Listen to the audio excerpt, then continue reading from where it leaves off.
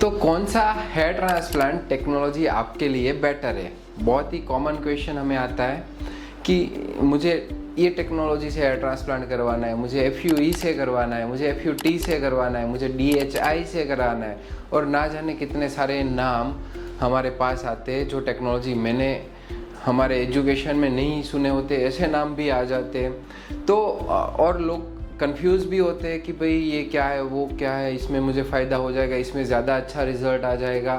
तो आज मैं हर एक टेक्नोलॉजी के बारे में, जैसे कि FUE, FUT, DHI, जो कॉमन जो टेक्नोलॉजीज़ है उसके बारे में हम डिटेल में डिस्कशन करेंगे कि क्या ये सब प्रोसीजर में क्या किया जाता है, ये प्रोसीजर किसको बेनिफिट देगी, इसके क्या फ़ायदा है, हर एक टेक्निक के FUE के क्या फ़ायदे नुकसान है, DHI के क्या फ़ायदे नुकसान है, FUT के क्या फ़ायदे नुकसान है, हर एक चीज़ के बारे में हम डिटेल में डिस्कशन करेंगे।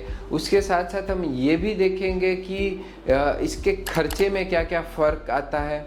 उसके साथ साथ हम ये भी देखेंगे कि आपके लिए कौन सा टेक्नोलॉजी बेस्ट है, और आखिरी में मैं आपको मेरा पर्सनल ओपिनियन दूंगा कि कौन सी टेक्नोलॉजी जो है वो दुनिया की सबसे बेस्ट टेक्नोलॉजी है हेयर ट्रांसप्लांट के लिए, और वो आपको करवानी चाहिए कि नहीं करवानी चाहिए। वो डिसीजन आप डेफिनेटली मुझे कमेंट में बताना। हाय, मैं हूँ doctor Vivek Galani, chief hair transplant surgeon at RQC hair transplant clinic, Surat, India.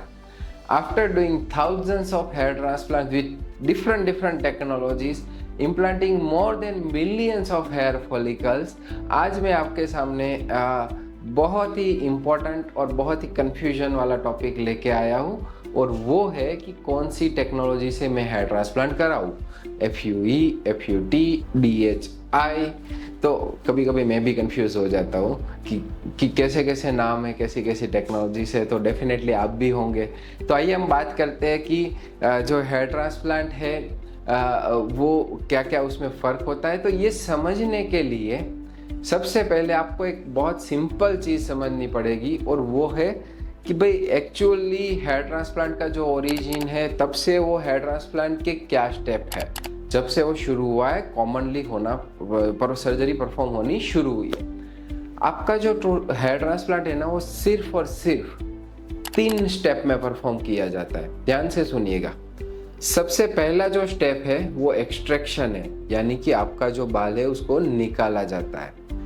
दूसरा जो स्टेप है वो स्लिटिंग है, यानी कि चैनल्स बनाए जाते हैं। जहां पर आपको हेयर ट्रांसप्लांट करना है वहां पर माइक्रो चैनल्स बनाई जाती है, ताकि जो बाल निकाला है उसको वहां पर रखा जा सके। और तीसरा जो स्टेप है वो इम्प्लांटेशन है, यानी कि एक्चुअली आपका जो बाल निकाला है उसको वहां पर रखना है। तो ये समझ में आ गया कि 3 क्या क्या स्टेप होते हैं। अब हम ये समझना शुरू करते हैं कि भाई सारी टेक्नोलॉजीज जो आपको नाम सुनाई दे रहे हैं उसमें क्या क्या फ़र्क होता है, चाहे वो FUT हो, FUE हो, DHI हो। तो हर एक चीज़ में हम हर एक चीज़ का जो डिफरेंस है वो समझेंगे। थोड़ा सा आप ध्यान दोगे तो अच्छे से समझ पाओगे, वरना वैसे तो आपको बहुत ज़्यादा ज़रूरत है नहीं समझने की, क्योंकि वो काम डॉक्टर का है। बट एनीवेज, सबसे पहले हम बात करते हैं कि तीनों जो चीज़ें होती है, FUE, FUT और DHI, उसके फर्स्ट स्टेप में क्या फ़र्क होता है। स्टेप 1 में, यानी कि एक्सट्रैक्शन में, जहाँ से बाल निकाला जा रहा है। तो अगर मैं FUE की बात करूं तो FUE में जब एक्सट्रैक्शन किया जाता है तो एक एक हेयर को आपकी स्किन में से बाहर निकाला। मान लो कि ये आपके 5 हेयर है, तो पहले ये निकलेगा, फिर ये निकलेगा, फिर ये निकलेगा, फिर ये निकलेगा, और फिर ये निकलेगा। तो ये हो गया आपका FUE। अब हम बात करते हैं कि भाई FUT में फिर क्या किया जाता है। तो FUT में ऐसे एक एक हेयर नहीं निकलेगा। FUT में आपका पूरा स्किन निकलेगा। मतलब आप ऐसा समझ लो कि जो इतनी लंबी आपकी स्किन की जो लेयर होती है पीछे से, वो निकाली जाती है 1.5-2 सेंटीमीटर की। और लंबाई की अगर हम देखें तो डिपेंडिंग ऑन आपकी कितनी लेग्जिटी है स्किन की, उसके ऊपर 7-8-10 सेंटीमीटर तक की लेंथ की जो स्ट्रिप है वो निकाली जाती है। और वो स्ट्रिप निकालने के बाद बालों को, जो आपके हेयर फॉलिकल्स है, उसको एक एक करके सेपरेट किया जाता है। तो FUE और FUT का जो मेजर डिफरेंस होता है वो यही होता है कि FUE में एक एक ग्राफ्ट निकाले जाते हैं, जबकि FUT में पूरा स्ट्रिप निकलता है। और उसके सामने जो स्कारिंग होती है वहाँ पर वो फर्क पड़ता है कि FUE में आपको छोटे छोटे बहुत सारे स्कार होते हैं और FUT में एक सिंगल लीनियर स्कार होता है।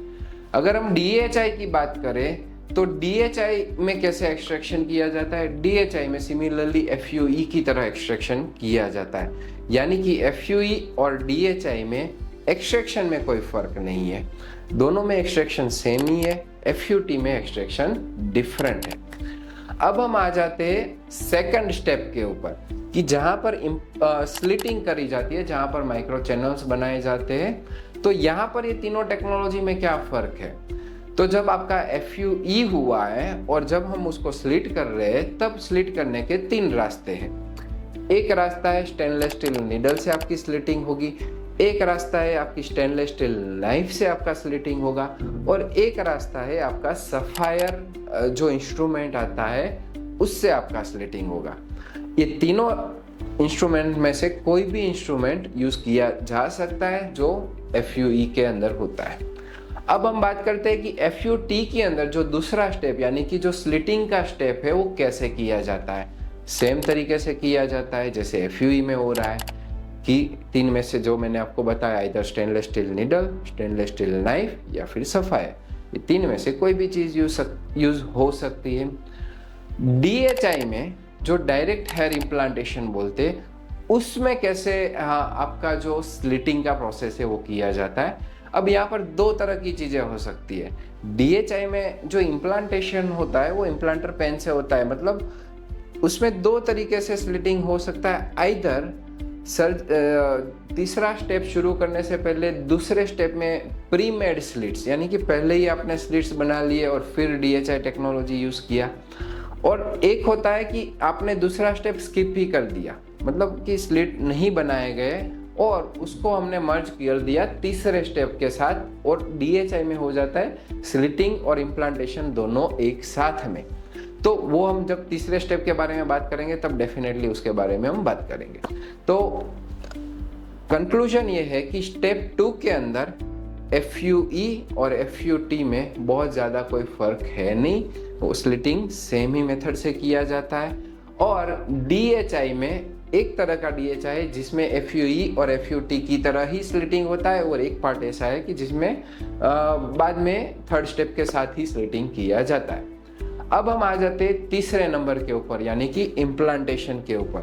तो इम्प्लांटेशन में क्या फर्क होता है तीनों टेक्नोलॉजी के अंदर। तो अगर मैं FUE की बात करूं, पूरी दुनिया में इम्प्लांटेशन करने के 2, 3 या 4 मेथड है। एक होता है आपका सिंगल फोर्सेप्स मेथड, मतलब एक हाथ से उठाया एक हाथ से डाला। एक होता है आपका डबल फोर्सेप्स मेथड, यानी कि 2 हाथ से उठाया और 2 हाथ से डाला। एक होता है आपका इम्प्लांटर मेथड। बहुत सारे तरह के इम्प्लांटर्स होते हैं, जैसे कि कोई इम्प्लांटर पेन हो गया जो DHI में यूज़ किया जाता है, कीप इम्प्लांटर्स हो गए। उसके सिवा काफ़ी अलग अलग तरीके के इम्प्लांटर्स आते हैं, अलग अलग टेक्नोलॉजी और अलग अलग हैंड केस के, मतलब वो डॉक्टर को कैसा अच्छा लगता है उस तरह से वो टेक्नोलॉजी को यूज़ किया जाता है, मॉडिफाई किया जा सकता है। तो ये 3 टेक्नोलॉजी होती है इम्प्लांटेशन के लिए। अब अगर मैं FUE में इम्प्लांटर से इम्प्लांट करता हूँ तो वो ऑटोमेटिक DHI बन जाती है, क्योंकि उसमें 1 और 2 तो सेम ही है। तो फर्क सिर्फ इतना है कि जब आपको बोला जाता है कि DHI मेथड, तो उसमें वो पेन आ जाती है, बाकी सब चीज़ें FUE जैसी ही है, बाकी सब FUE ही है, और अगर वो पेन निकल जाता है तो वो सिर्फ FUE बन जाता है। तो सेकंड जो आपका FUT मेथड है उसमें इम्प्लांटेशन करने के अगेन वही 3 रास्ते हैं, either single forceps, double forceps या फिर इम्प्लांटर टूल। और DHI की अगर हम बात करें तो जैसे मैंने बताया था सेकंड स्टेप के दौरान कि आइदर वहाँ पर प्री मेड स्लिट्स होते हैं, तो जो इम्प्लांटर होती है उसके अंदर ग्राफ्ट को लगा के उसको इम्प्लांट किया जाता है, और एक इस तरह के इम्प्लांटर होते हैं जहाँ पर आपको स्लिट्स नहीं बनाने होते, सीधा वो ग्राफ्ट को पेन में डाला, पेन को आपकी स्किन में प्रेस किया और ऊपर से बटन प्रेस किया तो वो ग्राफ्ट जो होता है वो आपके स्किन के अंदर प्लेस हो जाता है। तो तीसरे स्टेप में क्या फ़र्क है पहले और दूसरे यानी कि FUE और FUT में तीसरे स्टेप के अंदर यानी कि इम्प्लांटेशन के अंदर कोई फर्क नहीं है, लेकिन DHI में वो वही चीज़ इम्प्लांटर पेन यूज़ करके की जाती है। हम इसके बारे में भी थोड़ी बातचीत करेंगे आगे कि क्यों सिंगल एक हाथ से आप इम्प्लांट करोगे तो क्या फ़र्क पड़ेगा, 2 हाथ से करोगे तो क्या फ़र्क पड़ेगा, इम्प्लांटर से करोगे तो क्या फ़र्क पड़ेगा। हर एक चीज़ के बारे में जैसे मैंने बताया डिटेल में बातचीत करेंगे, ताकि आप अगली बार कहीं पे भी कंफ्यूज ना हो कि भाई मैं क्या करने जा रहा हूँ और मुझे किस चीज़ की ज़रूरत है। लेकिन अगर आप यहाँ तक ये वीडियो देखते हुए आए हो, इसका मतलब कि एक लाइक या शेयर तो बनता ही है, और जहाँ पर आपको ज़रूरत पड़े, जहाँ पर मैं आपसे कमेंट मांगूँ, आपको डेफिनेटली कमेंट भी देना है, क्योंकि जो आप कमेंट में लिखोगे वो मैं पढ़ के उसके ऊपर आपको गाइड करूँगा, क्योंकि मेरी टीम और मैं खुद YouTube में बहुत ही एक्टिव है। तो आप डेफिनेटली आपके मन के जो भी चिंता है, डाउट है, उधर डालिए। तो टेक्निकली मैंने आपको बता दिया कि तीनों जो मेन टेक्नोलॉजीज़ जो आप नाम सुनते हो, FUE है, FUT है और DHI है, इसमें क्या फ़र्क है वो टेक्निकली जो है वो मैंने बता दिया। अब हम आ जाते हैं थोड़ा और टॉपिक के ऊपर डिस्कस करते हैं कि और क्या फ़ायदे या नुकसान है ये सारी टेक्नोलॉजीज़ यूज़ करने के।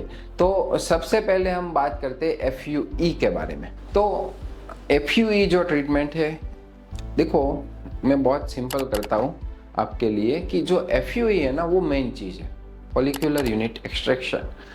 वो 3 स्टेप है, वो 3 मेन स्टेप है हेयर ट्रांसप्लांट प्रोसीजर के। अब कोई भी एक स्टेप को मॉडिफाई किया जाता है और उसको नया नाम दिया जाता है, कोई भी स्टेप को मॉडिफाई किया जाता है और उसको नया नाम दिया जाता है।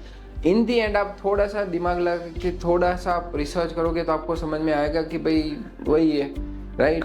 तो मुझे नहीं लगता कि कोई भी फैंसी नाम सुन के आपको कहीं भी कंफ्यूज होना चाहिए, बिकॉज अल्टीमेटली सब FUE है, फॉलिक्यूलर यूनिट एक्सट्रैक्शन। FUT अलग चीज़ होती है, FUE अलग चीज़ है।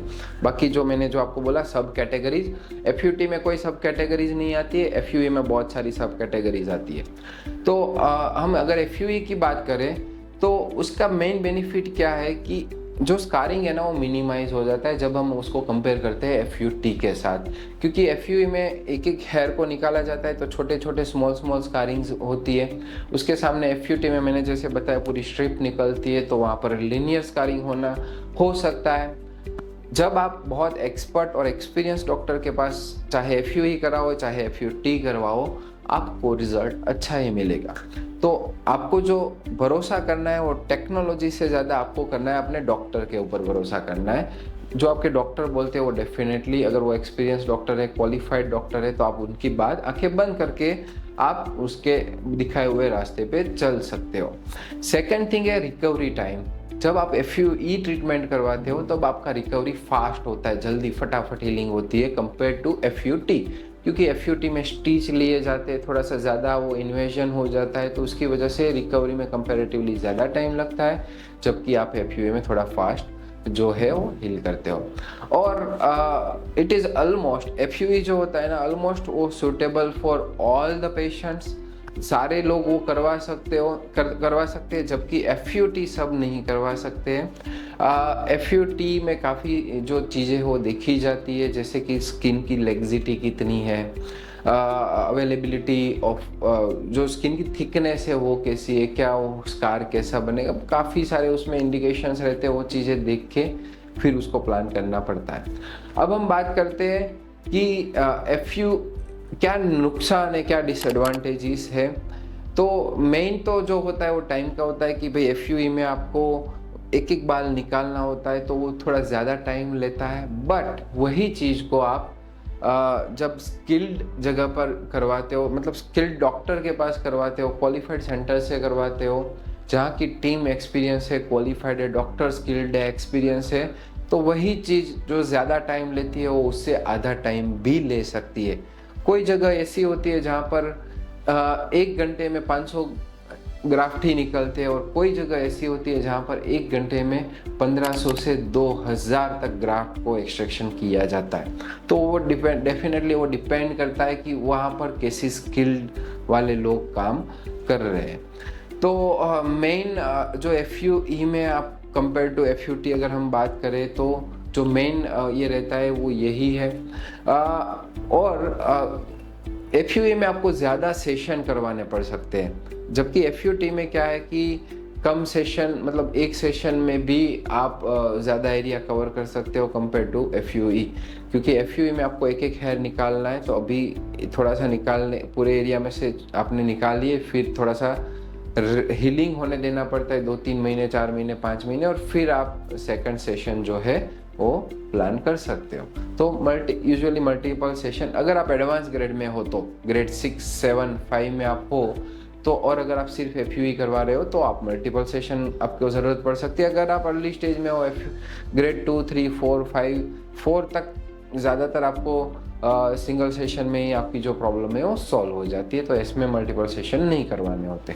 अब हम बात करते हैं कि जो DHI है उससे आपको क्या एडवांटेजेस रहते हैं। तो सबसे पहले तो जो एडवांटेज उसमें रहता है कि उसमें आपको स्लिट्स, जो एक्चुअली वो डॉक्टर को एडवांटेज रहता है कि पहले वो स्लिट्स नहीं बनाना पड़ता है। स्लिट्स जो है वो पेन का यूज़ करते डायरेक्ट स्लिट भी बन जाता है, और उसके साथ साथ जो इम्प्लांटेशन है वो भी हो जाती है। आपको क्या बेनिफिट होता है कि ट्रॉमा जो होता है वो कंपैरेटिवली कम हो जाता है जब आप उसकी कंपैरिजन कर रहे हो स्टेनलेस स्टील नीडल के साथ। लेकिन अगर आप DHI की कंपैरिजन सफ़ायर के साथ करोगे तो सफ़ायर जो टेक्नोलॉजी है वहाँ पर जो ट्रॉमा है वो कम हो जाता है। तो ओवरऑल अगर हम देखें, अगर ट्रॉमा की हम बात कर रहे हैं कि कहाँ पर ज़्यादा डैमेज हो रहा है, कहाँ पर कम डैमेज हो रहा है, तो सफ़ायर जो टेक्नोलॉजी है उसका जो पॉइंट होता है वो बहुत छोटा होता है। वहाँ पर जो मटेरियल होता है वो भी डिफरेंट होता है, क्योंकि इम्प्लांटर पेन्स होते हैं उसमें स्टेनलेस स्टील यूज़ किया जाता है, जबकि यहाँ पर आपका जो सफ़ायर डायमंड है वो यूज़ किया जाता है। तो डायमंड होता है, स्टील होता है, दोनों की कटिंग अलग होती है। तो अगर FUE नॉर्मल नीडल के साथ आप कंपैरिजन कर रहे हो तो डेफिनेटली DHI आपको बेनिफिट देता है, जहाँ पर ट्रॉमा जो होता है वो मिनिमाइज हो जाता है। दूसरा जो प्रिसीजन होता है, जो स्मॉलर एरियाज करने होते हैं वहाँ पर आप, जैसे कि हेयर लाइन हो गई, तो वहाँ पर DHI से आपको थोड़ा ज़्यादा प्रिसीजन मिलता है, ज़्यादा अच्छे से आप डेंसिटी कर पाते हो। बट अगेन जैसे मैंने बोला कि अगर वो स्लिट्स सफ़ायर से बनाए गए हैं तो वहाँ पर आपको ज़्यादा अगेन डेंसिटी मिलती है। तो जो इम्प्लांटर पेन्स आपकी जो है वो सफ़ायर को नहीं बीट कर सकती, ना ही डेंसिटी में ना ही ट्रॉमा में। फिर होता है सर्वाइवल रेट। अब सर्वाइवल रेट मतलब कि आप जो ग्राफ्ट आपके इम्प्लांट हो रहे हैं वहाँ पर उस 100 में से कितने वो सर्वाइव होंगे, कितने उसमें से एक्चुअली में ग्रो होने वाले हैं। तो ये चीज़ में आपको डेफिनेटली जो इम्प्लांटर पेन है वो बेनिफिट देती है, बिकॉज वहाँ पर जो मैन्युअली जो इम्प्लांटेशन है वो हट जाता है, थोड़ा सा वो लोड करके आप उसको प्रेस करते हो तो चला जाता है। बट अल्टीमेटली अगर हम देखें तो जब भी आप इम्प्लांटेशन कर रहे हो तब एक डॉक्टर का गोल क्या होता है कि मिनिमम टच पॉइंट बनाए, कि जितना हो सके उतना कम बार उस टिश्यू को, उस हेयर को टच करना पड़े और आपके बॉडी में वो वापस चली जाए। अब यहाँ पर अगर मैं देखता हूँ तो अगर हम DHI इम्प्लांटर पेन की बात करें तो वहाँ पर सबसे पहले वो पेन के अंदर ग्राफ्ट को लोड करना पड़ता है, यानी कि एक हाथ से वो ग्राफ्ट को पकड़ा जाएगा फोर्सेप्स से और फिर उसको उसके अंदर लोड किया जाएगा। यानी कि सिर्फ ये स्टेप परफॉर्म करने के लिए 2 टच पॉइंट हो रहे हैं, यहाँ से जब आपने उठाया और जब आपने लोड किया, 2 हो गए। फिर वो पेन को जब रख के प्रेस किया जाता है तो वो हो गया आपका तीसरा टच पॉइंट। टच पॉइंट मतलब एवरी टाइम कोई भी स्टील या कोई भी चीज़ आपके ग्राफ्ट को टच करती है उसको मैं टच पॉइंट गिनता हूँ, क्योंकि एवरी टाइम जब वो चीज़ टच करती है आपके ग्राफ्ट को कुछ ना कुछ डैमेज हो रहा है।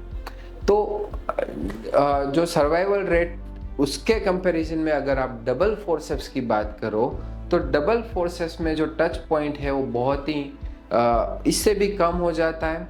उसमें क्या किया जाता है कि जो एक फोर्सेप्स होता है उससे आपका जो स्लिट होता है उसको थोड़ा सा फैलाया जाता है, वाइड किया जाता है, और दूसरे फोर्सेप्स से उसको पकड़ के अंदर डाल दिया जाता है। मतलब स्टील के साथ सिर्फ एक ही जगह पर कांटेक्ट हुआ वो भी टॉप ऑफ द हेयर में जब उसको उठाया गया था।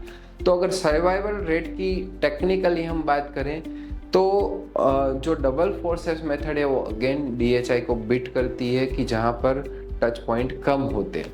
तो ये हो गया आपका बेनिफिट DHI का।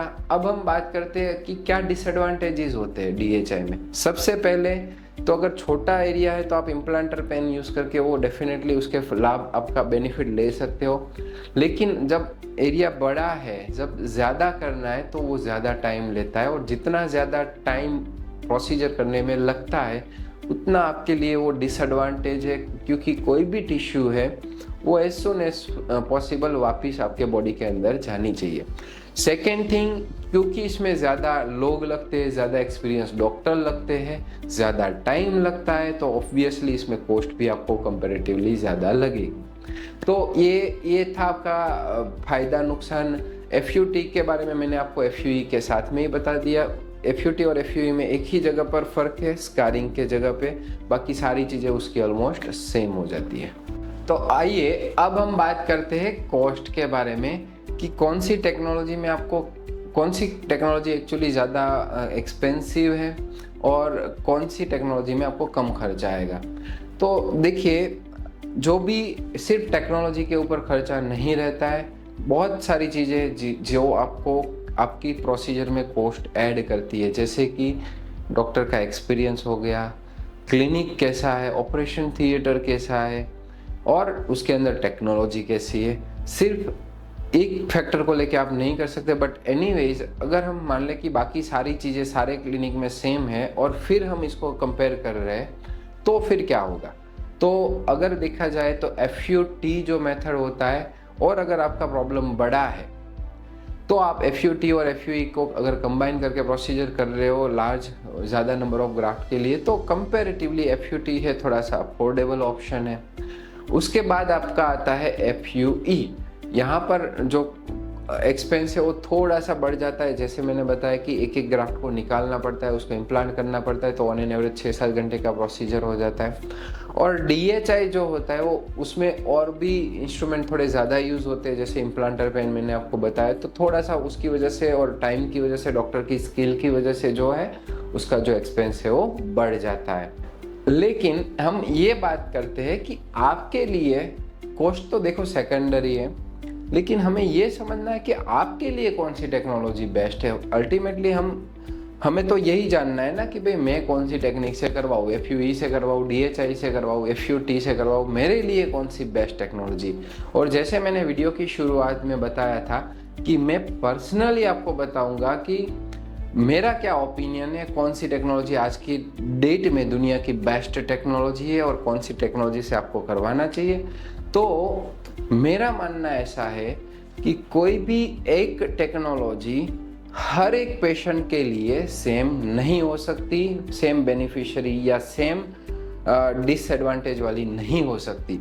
मतलब अगर मैं बोलूँ कि भाई DHI बेस्ट है, तो वो 100 पेशेंट के लिए बेस्ट नहीं है, मे बी 10 के लिए, 50 के लिए, 60 के लिए, 70 के लिए, 80 के लिए, बट 100 के लिए नहीं। मैं बोलूँ नहीं FUE बेस्ट है, तो वो भी 100 के लिए बेस्ट नहीं है, वो भी 50 के लिए, 60 के लिए, मैं भी 10 के लिए, 80 के लिए, 90 के लिए। मैं बोलूँ FUT बेस्ट है, तो वो भी ऐसा नहीं है। सो कहने का मतलब ये है, कोई एक टेक्नोलॉजी हर एक पेशेंट के लिए बेस्ट नहीं हो सकती। ऐसा क्यों भाई? क्योंकि जो ऊपर वाला है उसकी कृपा से हर एक को जो शरीर दिया गया है वो अलग अलग दिया गया है। मतलब आपकी स्किन अलग है, आपके हेयर अलग है, आपके हेयर का ग्रोथ अलग है, डायरेक्शन अलग है, जो स्किन है उसका थिकनेस अलग है, सॉफ्टनेस, सब कुछ अलग है।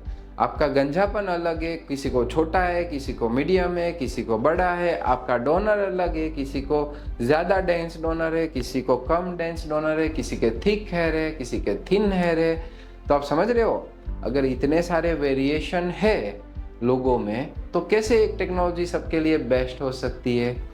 तो अब मैं आपको बताता हूँ कि कौन सी टेक्नोलॉजी बेस्ट होती है।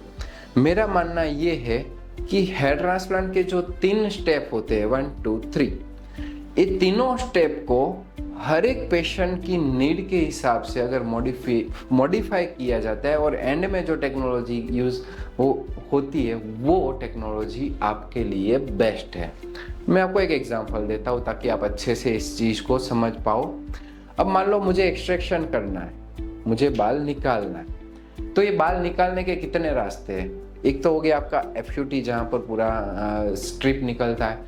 फिर FUE के अंदर अलग अलग तरह के इंस्ट्रूमेंट्स आते हैं। कोई इंस्ट्रूमेंट होता है जो चाइनीज़ इंस्ट्रूमेंट होता है, कोई इंस्ट्रूमेंट होता है वो मतलब बहुत लोकल इंस्ट्रूमेंट होता है, 10,000 15,000 वाला होता है, कोई इंस्ट्रूमेंट 50,000 वाला होता है, कोई इंस्ट्रूमेंट 5 लाख वाला होता है, कोई इंस्ट्रूमेंट 15 लाख वाला होता है, जैसे कि ट्रिवेलिनी सिस्टम। आप गूगल पे सर्च कर लीजिए कि ट्रिवेलिनी सिस्टम क्या होती है, क्यों वो 15 लाख की है, क्या उससे फ़ायदा होगा वो टेक्नोलॉजी यूज़ करने से। तो कि उसमें डिफरेंट पहले तो जो उसमें इंस्ट्रूमेंट यूज़ किए जाते हैं उसकी जो क्वालिटी है वो अलग होती है। दूसरा, उसके अंदर जो मोड दिए गए हैं उसकी वजह से हर एक टाइप की स्किन को, हर एक टाइप के हेयर को आप बिना कम डैमेज किए एक्सट्रैक्ट कर सकते हो। तो बहुत डिफरेंट मोड होते हैं उसके अंदर। कभी किसी के बियर्ड में से हेयर निकालना है, कभी किसी के चेस्ट में से हेयर निकालना है। तो अब वो जो डिवाइस है उसका आप एक्सट्रैक्शन देखोगे और लोकल और चाइनीज़ जो इंस्ट्रूमेंट होते हैं उसका कंपैरिजन करोगे तो दोनों की क्वालिटी में 100% फ़र्क पड़ने वाला है। अब कौन सी क्वालिटी आपके स्किन के लिए मैच करती है। टर्किश पंच होते हैं, तो कभी कभी किसी की स्किन ऐसी होती है जहाँ पर टर्किश पंच यूज़ किया जाए तो उसको बेनिफिट ज़्यादा मिलता है। कभी किसी की स्किन ऐसी होती है जिसको ट्रिवेलिनी सिस्टम की ज़रूरत पड़ती है, जो करेक्शन सर्जरी वाले लोग होते हैं, जिसने एक बार ट्रांसप्लांट करवाया है, फेल हो गया है या फिर डेंसिटी नहीं मिली और दूसरी बार करवाना चाहते तो उनके लिए सिस्टम अच्छी रहती है। किसी को लॉन्ग हेयर FUE मतलब लंबे बाल निकालने, लंबे बाल इम्प्लांट करने, तो उसमें ट्रिवेलिनी सिस्टम यूज़ की जाती है। सिमिलरली मैंने जैसे बताया कि जो सेकंड स्टेप होता है उसमें 3 तरह की चीज़ें यूज़ की जाती है। Single forceps, double forceps method हो गया आपका, ये हो गया इम्प्लांटर सफायर मेथड हो गया। तो सफायर टेक्नोलॉजी है उसका आप देखोगे, बाकी का देखोगे तो उसमें काफ़ी फ़र्क आता है। यानी कि आपकी स्किन कैसी है, आपका हेयर कैसा है, वो देख के आपके सर्जन डॉक्टर जो डिसाइड करते हैं कि भाई ये काम हम ये इस टेक्निक से करेंगे, ये काम इस टेक्निक से करेंगे और ये काम इस टेक्निक से करेंगे। और फिर जो वो टेक्नोलॉजी आपके अंदर यूज़ होती है, यानी कि सर्जन का जो एडवाइस है उसको फॉलो करते हुए वो टेक्नोलॉजी एक्चुअली में आपके लिए बेस्ट है। तो वो बोलते हैं ना, वो तेज़ी गोली में नहीं होती, तेज़ी होती है चलाने वाले में। तो तेज़ी कोई भी टेक्नोलॉजी में नहीं है जो आपको अच्छा रिजल्ट ला के दे। रिजल्ट अच्छा तब आता है जब वो डॉक्टर वो चीज़ करने में फुल्ली एक्सपीरियंस्ड हो। तो अगर ये सब कॉम्बिनेशन जब आपको अच्छे से मिल जाए, उनकी टीम भी, सिर्फ डॉक्टर, आपको भी पता है टीम वर्क है, तो उनकी टीम भी अगर फुल्ली एक्सपीरियंस्ड है, जो उनको इंस्ट्रक्शन दिए है उसको अच्छे से वो एग्जीक्यूट कर रहे हैं, तब आने वाला जो रिजल्ट है वो बेस्ट बनता है, वो टेक्नोलॉजी आपके लिए बेस्ट बनती है। तो आई थिंक ये मेरा ओपिनियन, ये मेरा पर्सनल ओपिनियन था। आप इसके ऊपर डेफिनेटली सोचिए कि मैं आपको क्या मैसेज देना चाह रहा हूँ। और अब मैं सबसे इम्पोर्टेंट बात करता हूँ कि अगर आप यहाँ तक वीडियो देख रहे हो तो अगली 2 मिनट ज़रूर मेरी बात सुनिएगा। मे बी इससे आपका जो लाइफ है वो चेंज हो जाए। हम जब भी किसी भी तरह की प्रॉब्लम होती है, चाहे हेयर की प्रॉब्लम हो या कोई और प्रॉब्लम हो, तो हम हमेशा इंटरनेट का सहारा लेते ही, गूगल यूज़ कर लिया, यूट्यूब यूज़ कर लिया, आर्टिकल पढ़ लिए। कभी कभी हम हमारे फ्रेंड की भी एडवाइस लेते हैं, ले भाई ये तेल यूज़ कर, ये दवाई लगा, ये पाउडर लगा, यहाँ पर जा, ये कुछ तेल लगाते, एक बार लगाते सारे बाल आ जाते, ये देख आदिवासी ऑयल है, ये ऑयल है। तो ऐसी बहुत सारी चीज़ें हम ट्राई करते हैं, हम यूज़ करते हैं, किसी को फ़ायदा मिलता है, किसी को फ़ायदा नहीं मिलता है। बट इन दी एंड हमारा टाइम जो प्रीशियस टाइम है, जहाँ पर आप कुछ सही ट्रीटमेंट कर सकते थे जो एक्चुअली में प्रोडक्टिव हो, वो टाइम का जो विंडो है वो चला जाता है। और ऐसा चीज़ हम बहुत सारी बार देखते हैं, स्पेशली यंगस्टरों में, जो 28-29 साल में हमारे पास ग्रेड 5 और ग्रेड 6 लेके आते हैं। और हम जब उनको पूछते हैं भाई अभी तक क्या कर रहे हैं, तो वो बताते हैं ये जो मैंने आपको लिस्ट दी वही वो चीज़ करने में 4-5 साल ख़राब करते हैं। अब आपको यहाँ पर डिसीजन ये लेना है कि आपको अपनी प्रॉब्लम 1 साल में सॉल्व करनी है या 10 साल में सॉल्व करनी है। अगर 10 साल में सॉल्व करनी है तो जो मैंने बताया वो रूट है आपके पास। यूट्यूब देखिए, गूगल देखिए, मस्त ऑनलाइन प्रोडक्ट्स मंगाइए और अपनी प्रॉब्लम को सॉल्व करिए। और अगर आपको 1 साल में वो प्रॉब्लम को सॉल्व करनी है तो एक ही रास्ता है और वो है डॉक्टर।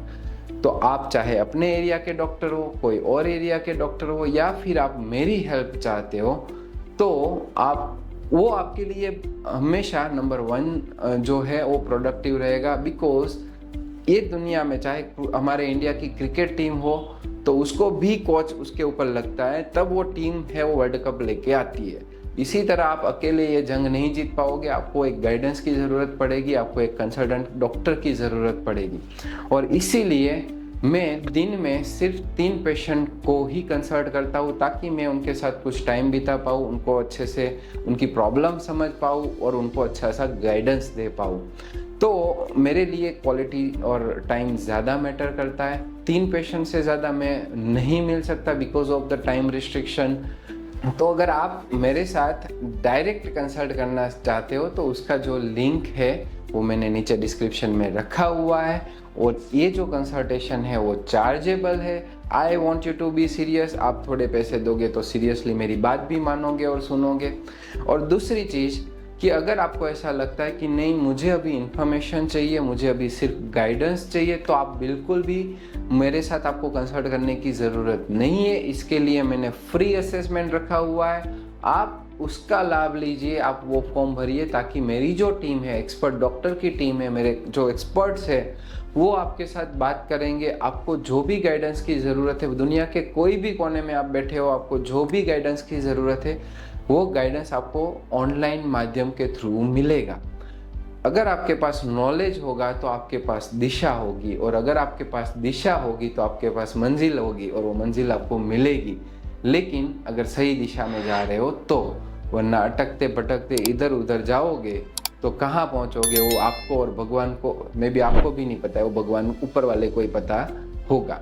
तो जब तक हम नेक्स्ट वीडियो में मिलते हैं, bye bye, take care, thank you.